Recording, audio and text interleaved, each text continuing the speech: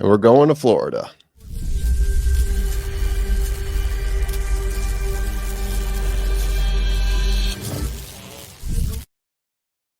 That's right, Trust the Profits. We are going to Florida because we're going to be doing a full rundown of the Tampa Bay Downs Sam F. Davis Stakes. Duval. No, we will be south of Duval. In fact, we are going to be in Tampa Bay, as I mentioned before, on Saturday. So Sam F. Davis, it is a smaller prep race, a G3, as we're starting to get into these level 2 and level 1s. We're still hanging around in a couple of level 3s, I would say. What has happened in the past here? So the last couple are some interesting horses, I guess you could say, for lack of a better term. No More Time, Litigate, two horses I would have loved to see more from. I really liked, especially No More Time. Would have loved to see him compete a little bit deeper into the Derby Trail, but the last time we saw him was last year's Tampa Bay Derby. Litigate, this was his last race 2 years ago. So these are two horses that it says NA for the Derby. I think both of them probably could have gone a little bit deeper in the Derby Trail. No More Time for sure would have been a horse entered into Kentucky Derby last year if he was healthier. Classic Causeway before that, getting 11th place here. And you got some down below here. You got McCracken, Destin, some horses that were pretty significant on the Derby Trail in their years. Usually get about one horse coming out of this race headed to the Derby, one, maybe zero. It depends, though. Obviously, injuries are a huge factor here. What is the time to shoot for? If you're looking at a horse, if they finish under 143, I think that's probably a pretty good sign that they could target towards the Derby. Doesn't necessarily mean that a horse in the 143s, like you see Destin below a 143.67, doesn't mean that that horse isn't going to be in the Derby. Obviously, he did pretty well with a 6th place finish there. But any horse that is below 143 in the last 10 years, the 4 horses I have there, all were present in the Derby. But that is the past. We're going to be moving on to the future coming this Saturday at the Tampa Bay Downs. So let me just preface this by saying I don't know the jockeys. I don't know the entries. We are going through probables and possibles here. So our best guess at what we think is going to be in the Tampa Bay Downs Sam F. Davis stakes race here. G3, 250K, 8.5 furlongs on dirt.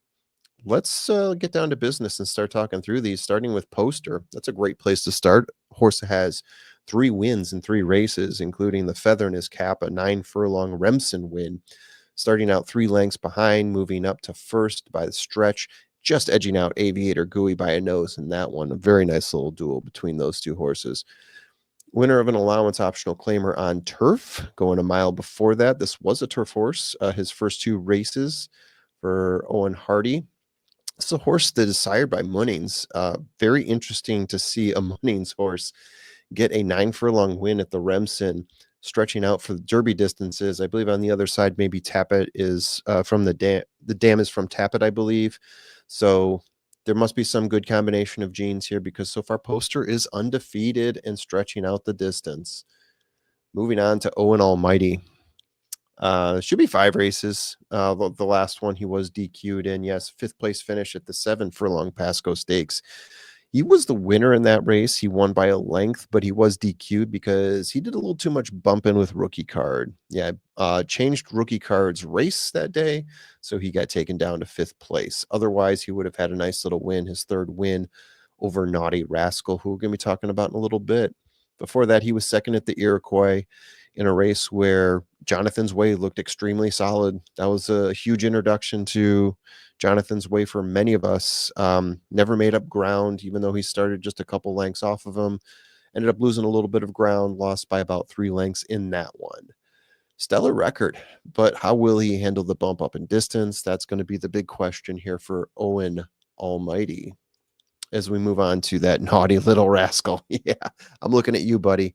4 wins in 6 races for Naughty Rascal, if you're counting the Pasco Stakes, which I guess we will, because technically he did win that. Did get a 2nd place at the inaugural stakes, getting into a duel with Donut God and losing by 3/4 of a length in that one, running a 109.13 6 furlong. Very solid. Obviously, this is 2.5 furlongs longer than that, but still the race that he did run there was extremely solid. And he also won the Armed Forces Stakes, starting out in second, pushing the pace early on, set by Tank, and taking control down the stretch for a one-length victory in that one. Just purely based on wins, Naughty Rascals looking pretty dangerous here. Got to wonder about the stretch out, though, because we are going a bit more distance. Dr. Ruben M. Not thrilled about Dr. Ruben M. Heard his name a number of times, obviously, up to this point.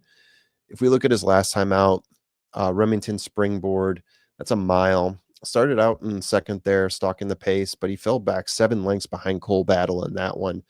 7 lengths in a race where Cole Battle didn't exactly set the world on fire with his 1 mile time. I'm not too thrilled here.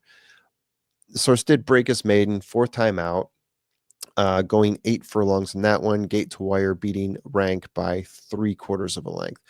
He's got Vino Rosso. He's got a trainer, Doug O'Neill. So a lot of good intangibles here for Dr. Ruben M, but I just got to see it on dirt first. All right. So we go here. We're going back to Treaty of Rome. Chad Brown, Uncle Mo. This horse is finished in the money in all 3 races, a first, a second, and a third for Treaty of Rome. Second at the 1 mile, Mucho Macho Man. Starting the stretch, opening up the stretch, 3 lengths behind the eventual winner, guns loaded in that one, but he made up a ton of ground, only lost by a neck by the end there. Give this horse another 1/4 furlong, give him another 10 feet, and he wins that race. So Tree of Rome, I'm pretty high on here for the distance. I think obviously the pedigree here, Uncle Mo, that's going to favor well for him. For that, winning a 90K 8-horse maiden special at Aqueduct, pushing the pace, overtaking Redouti to win by half a length in that one. Chad Brown, very curious to see what jockey gets here if he does run in the Sam F. Davis. And I really hope he does, because this is a very intriguing horse. Very bold.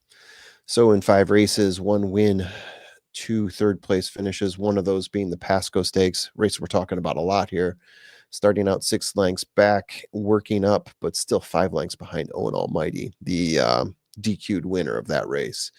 6 in the 1 mile 62K, or a 1 mile 62K, a lot. Optional claimer. I can get this out, trust me.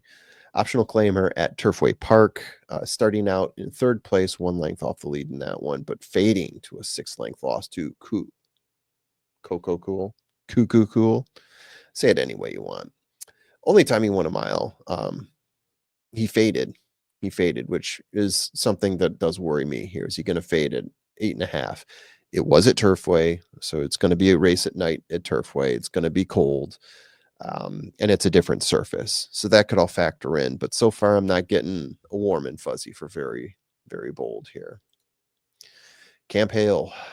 All 2nd place finishes for Camp Hale. 2nd place in 3 maiden attempts, going a mile, 92K at Gulfstream, dropping in class a little bit from 120K before that. Took the lead early on, but was passed by Grande. Never really recovered. Ended up losing by 2 1/4 lengths there. Before that, 120K 6 furlong maiden special at CD. He was bumped early on, so he started off way in the back, ended up making up a lot of ground. Ended up losing by 2 3/4 lengths behind Guns Loaded. Guns Loaded at 6 furlongs. That's his ideal stretch, though. So Camp Hale's getting a lot of bum draws here. The Ian Wilkes Motown horse. I like this horse. This horse is going to break his maiden soon. It's a really good horse. I just don't know if this is the right race for him to do it. Obviously, Ian Wilkes sees this horse, thinks of him highly. He's been in every single one of his races so far, so obviously he's earned a shot here. John Hancock. Doesn't have much of a racing career so far. 1 win in 1 race. First race out, 53K maiden special weight at these Tampa Bay Downs. Going 6 furlongs, gate to wire, 3-length win over Madhouse. This is a Brad Cox horse dropping into a race, blowing the barn doors off, right? Ran a 109.45, going 6 furlongs. So the big question here, bumping up in distance, coming straight off a maiden special at a 6 furlong race. Going to be facing stiffer competition here. 53K even, right? I mean, we're not talking about running in 120K maiden special. We're talking about 53K at Tampa Bay. So is the competition going to be an issue for John Hancock, or is he just going to be one of these Brad Cox burners and he's going to completely dominate. We'll see. We'll see. I've got other horses in mind, but definitely this one has to be considered. Gateskeeper. Yes, yes. That is Gateskeeper, plural. So Gateskeeper, all right, third in a 1 mile 100K maiden optional claimer at Oaklawn, starting 2 lengths off the lead, but fading back to 6-length loss to Landing Craft. And before that, a second place finish at Oaklawn, another 100 and this time 110K maiden special, taking a stalking position, losing by a neck to I Got Game. A trainer Jade Cunningham and Instagrand is the sire here for Gateskeeper. Not too thrilled here. The mile maiden special, the fading doesn't really bode well for me here. And Smoken Boy. Oh boy, Smoken Boy. So this is a surprise. 2 wins, 1 second place, and 3 races. Solid. Then you look at the races. Camarero. Wow. So Camarero horse is being dropped in here. So let's take a look at the races, right? Winner of the 8.5 furlong Classico Agustin Mercado Reveron Stakes. Taking over before the stretch to win by 9 lengths in that one. So we're talking about 8.5 furlong race. He won by 9 lengths. Obviously, competition's a question, right? So he did that, but he ran a 145.09. Obviously, he's better than the competition in Camarero, but is he up to the challenge here in Tampa Bay, running in the Sam F. Davis? Remains to be seen. Before that, broke his maiden, running second time out, going 6 furlongs, beating Distorted Mischief by almost 7 lengths in that one. Okay, he's outgrown Camarero. Let's all agree on that. Is he part of this race? Saturday, we will see if he's entered in. Finally, here we are at the summary. What does the formula think? I really like Poster. I'm saying safe play and value play. I have no idea what the odds are going to be on these or what the morning line is. Treaty of Rome dropping in with Chad Brown. So here's what I think is going to happen, right? I think Poster at 3-3 is probably going to be one of the favorites coming in. I think John Hancock's going to take a lot of money just because it's Brad Cox. He's not going to go off for anything higher than 3-1. I think 4-1, depending on how many horses are entered in. And Owen Almighty, I think, comes in with a lot of fur too. So maybe that Treaty of Rome ends up giving you a number. Maybe.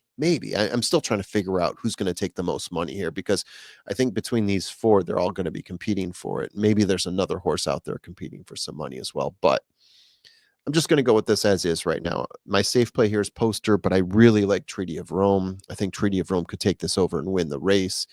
And I do think Poster and Owen Almighty are probably going to take more money. And all 4 of those horses, I think those are the 4 that are going to be in your top 4 at the end of the day. I think John Hancock, I don't know if he's ready to win a race like this. He's probably going to find his way in. Maybe he tires by the end. I wonder if conditioning will be a factor. We'll see. Brad Cox knows what he's doing. Owen Almighty, horse is a fighter. He's going to be up there. I don't think he's going to back down from anything. So I think we got the right 4 there. Poster, love what he did at Remsen. Treaty of Rome, love what he was going to do at the Mucho Macho Man if he had another 10 feet of rope there. Owen Almighty, bumping and grinding to get first place. And then John Hancock, the Brad Cox kid, coming in here trying to disrupt. All right, guys, that's what I got for today. Hope you had a good time watching. And yeah, where's my outro here? Oh, there it is. Yes. Hope you guys had a good time watching. Hope you guys have a good time watching the Tampa Bay Downs Sam F. Davis. I keep saying Tampa Bay Downs before that. Is that awkward? Let me know in the comments. Have a good one.